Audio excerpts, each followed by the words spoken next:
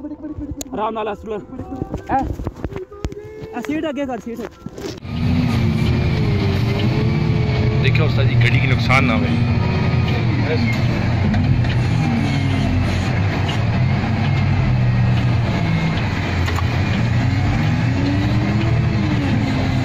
Headlight on है।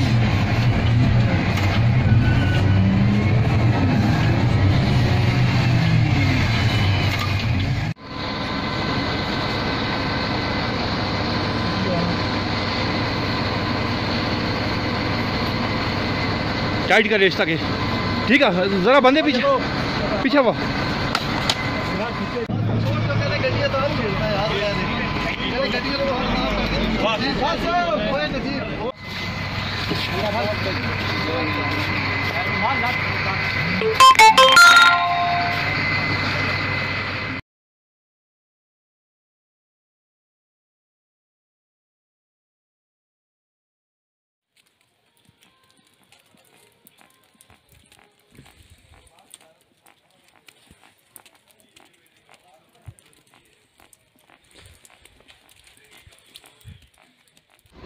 बिस्मिल्लाहिर्रहमानिर्रहीम।